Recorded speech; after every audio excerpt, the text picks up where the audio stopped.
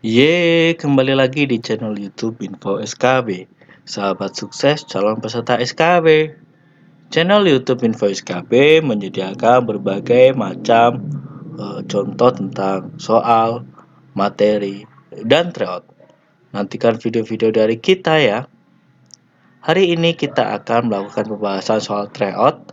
Yang pertama di dalam channel YouTube Info SKB ini untuk kompetensi profesional mata pelajaran bahasa Indonesia nomor 6 sampai dengan 10. Marilah kita mulai kegiatan ini dengan berdoa. Semoga video kali ini dapat bermanfaat buat kita semuanya. Soal yang keenam. Pada permulaan berbicara, siswa dituntut untuk memberikan pertanyaan kepada teman sekelasnya tentang isi gambar. Gambar yang disediakan adalah gambar keluarga Pak Anwar. Pertanyaan yang tidak sesuai dengan tahapan perkembangan berbicara permulaan adalah A. Mengapa Pak Anwar hanya memiliki 2 anak dan apa rencana studi kedua anak tersebut? B. Berapa banyak anggota keluarga Pak Anwar dan berapa pula jumlah laki-laki dan perempuan? C. Siapa saja yang ada dalam gambar dan berapa jumlahnya? D. Siapa nama anak sulung Pak Anwar dan di mana sekolahnya? Atau E. Berapa jumlah anak laki-laki dan perempuan di keluarga Pak Anwar? Jawabannya adalah A. Mengapa Pak Anwar hanya memiliki 2 anak dan apa rencana studi kedua anak tersebut? Pembahasannya, keterampilan berbicara pada permulaan pada anak biasanya menggunakan pertanyaan yang membutuhkan jawaban yang singkat, padat, dan mengandung hal-hal konkret dalam menjawab. Contohnya mungkin menggunakan kata tanya siapa, kapan, di mana, dan berapa.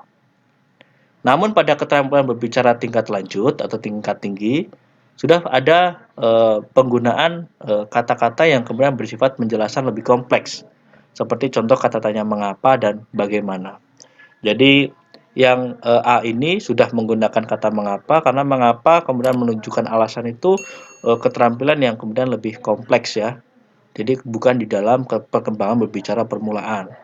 Dan konteks di dalam pertanyaannya pun sudah cukup luas ya. Contoh, mengapa hanya memiliki 2 anak? Itu kan juga jawabannya itu juga cukup tidak sesuai dengan perkembangan anak pada usia itu. Jadi ini memang kalau berbicara permulaan ya B sama E itu cukup bagus, tetapi untuk yang A ini tidak sesuai dengan keterampilan berbicara yang di tahap permulaan. Kalau di tahap lanjut mungkin sudah bisa. Selanjutnya nomor 7 ya. Soal nomor 7. Media yang cocok untuk pembelajaran menyimak adalah A. Teks bacaan, B. Isi rekaman yang diperdengarkan, C. Teks puisi, D. Naskah drama, atau E. Teks cerpen.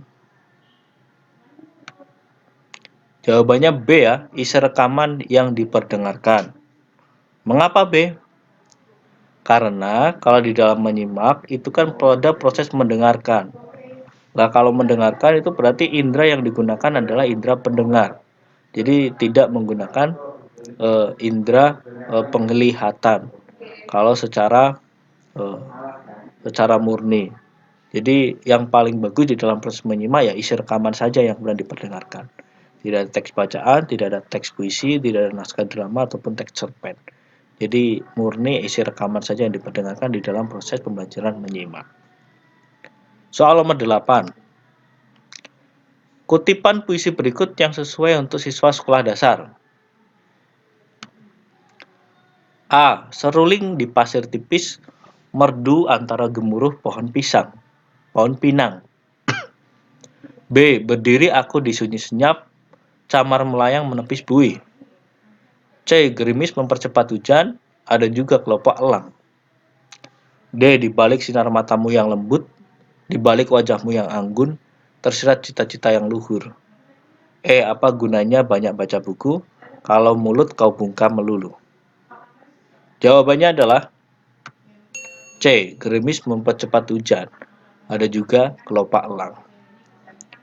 Penjelasannya, Ciri-ciri puisi yang sesuai dengan perkembangan anak SD adalah satu, bahasanya mudah dipahami oleh anak. Jadi penggunaan bahasa biasanya itu digunakan hal-hal yang kemudian mudah dicerna oleh anak.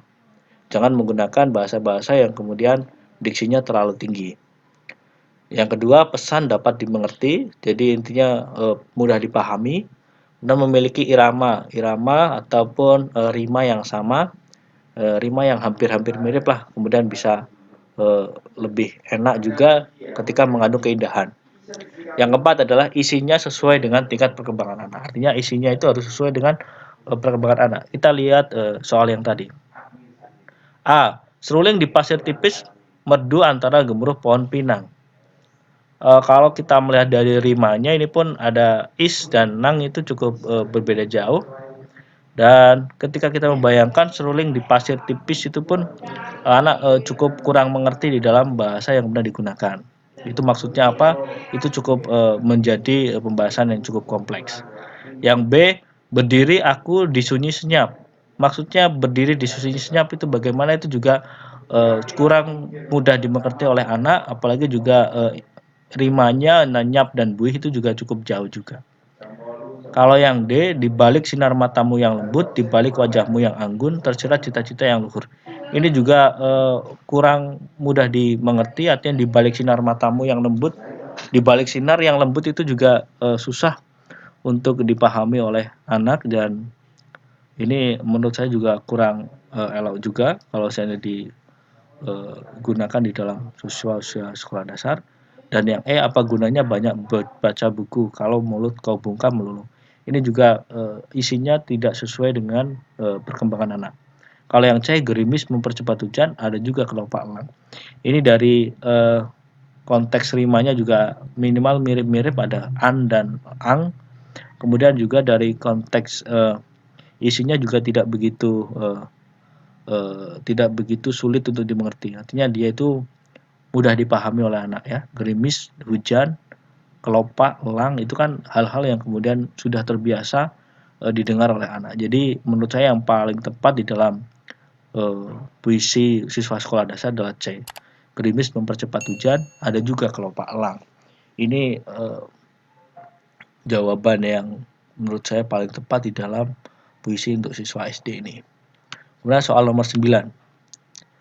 Guru menugasi siswa untuk membuat karangan argumentasi tentang tanaman anggrek. Isi karangan yang harus dikembangkan oleh siswa berupa A. Usul-usul dan nilai tambah dalam perkembangan anggrek hutan dan lokal.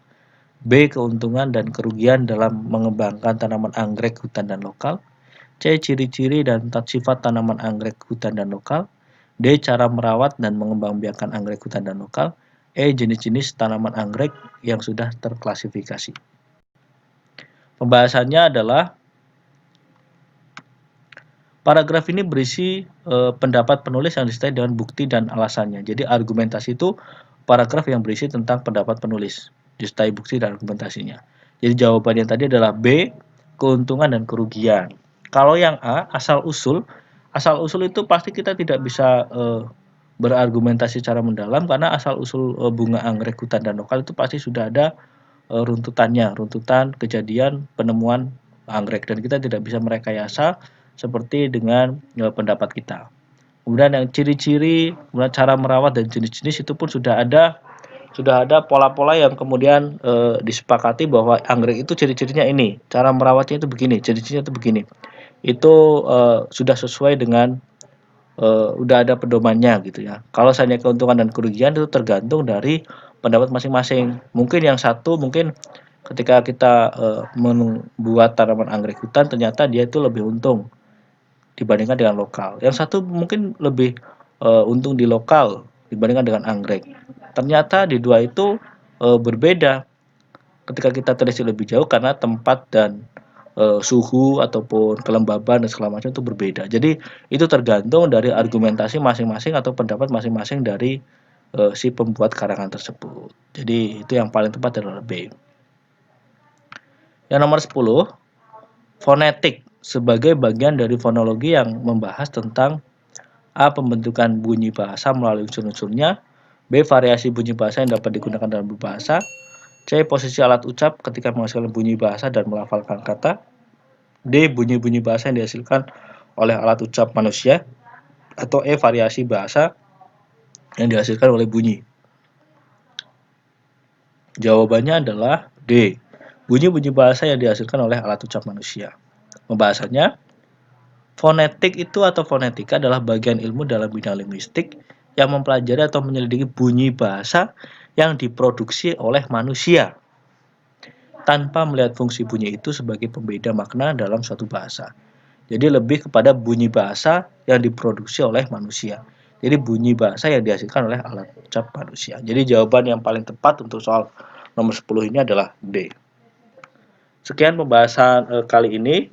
Nantikan video pembahasan di dalam bahasa Indonesia nomor 11 sampai dengan 15 dan juga video-video tentang pembahasan materi-materi yang lain untuk tryout yang pertama ini. Terima kasih, semoga bermanfaat buat kita semuanya. Assalamualaikum.